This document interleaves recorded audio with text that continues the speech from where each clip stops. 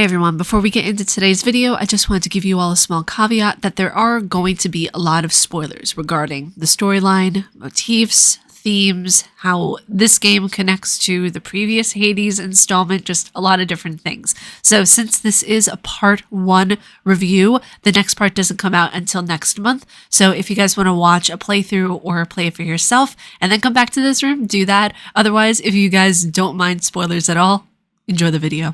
It's special when a game can pull me in, drag me beneath its surface, have me thinking about it nonstop, and crave its gameplay and luscious story. Hades 2 created an immersive environment and has more story than the first game, Hades. Normally with the second game, it's a toss-up if the story stays consistent and improved upon, but the second installment this time around is better than the first, and it's only in early access. The first game was an incredible journey and a magnificent story of Zagreus going through hell to get to the surface. Now in Hades 2, Melinoë is tasked with saving her family from the clutches of a god of time himself, Kronos. What's going on, you guys? It's your Huggable Hipster here, and welcome back to the reviews. Today, we're going to be going over my review of Hades 2 Early Access. Now, this is the first part of this review, so the next part will come out when I finish the game. I do this sometimes whenever a game is either really long or it's something of where I need some time to be able to finish it, much like Zelda Tears of the Kingdom, which I'm still working on that game,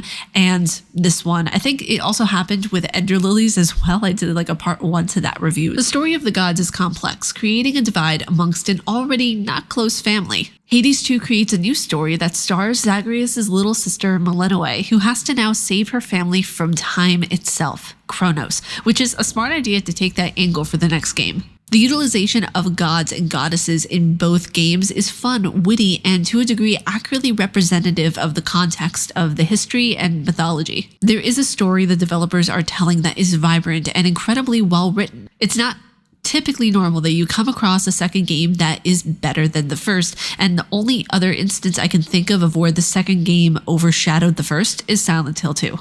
Now, the first game did this, but Hades 2 does something that I don't really see in a lot of games. The first one did it as well, but anytime you upgrade your weapons and magic, you upgrade them through one of your Olympian family members. Every interaction is also different in terms of the narrative design, which is absolutely incredible. It's wonderful and, to be honest, quite amazing how much story there is and how many different pieces of dialogue there are to experience. I love it when a company goes all out on their story and their characters. It shows the love and care behind the craft. When I play both Hades 1 and 2, I can tell that these games are truly loved. Now, for an early access game, Hades 2 is in surprisingly incredible shape. Except for the 2 crashes that I had, Hades 2 is in an impressive state of release. So many things have been improved upon in this installment, including but not limited to the utilization of the environment to defeat enemies, the ease of usage of weapons and their strength upgrades, and the amount of crafting opportunities there are to make the journey unique to your playstyle.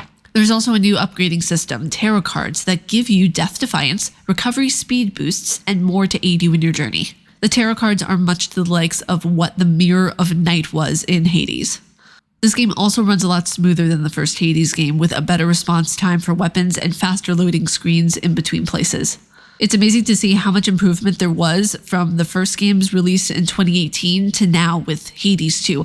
This time around, with the second game, things are way more immersive with each attempt made because the story is more meaty and more in-depth, and it has more substance to what it offers the player. Let's deviate away from the mechanics, art, and narrative design as far as the story goes, and let's focus on the characters and why, this time around, things were kicked up a notch. So in the first game, the use of the gods and goddesses of Olympus were in-depth yet simpler. In Hades 2, not only are there gods and goddesses of Olympus, but you have way more variance in the characters you share a home with. Think of it like your own little Firelink shrine. Each time you come back, this is where you can relax and rejuvenate and replenish. When Melinoë is out and about in her attempts to get Kronos, you run across Aphrodite, Hephaestus, Artemis, etc. Now, the history and lore of the Greek gods and goddesses are some of the most heavily researched and discussed. In this game, there is some of the most accurate representations I've seen, especially of their characteristics. Metamorphosis in Greek mythology is something that is brought into this game in two aspects. One, it's as simple as Melinoë being transformed into a lamb during the boss battle with Hecate, and in another, it's more philosophical. The Greek gods and goddesses could metamorphosize into anything, but always returned to human form. The Greek gods and goddesses in the story were beings, and they were here to exist and experience life in the most pleasurable and fun way to them. So when I see conversations online complaining about how certain characters look within this game,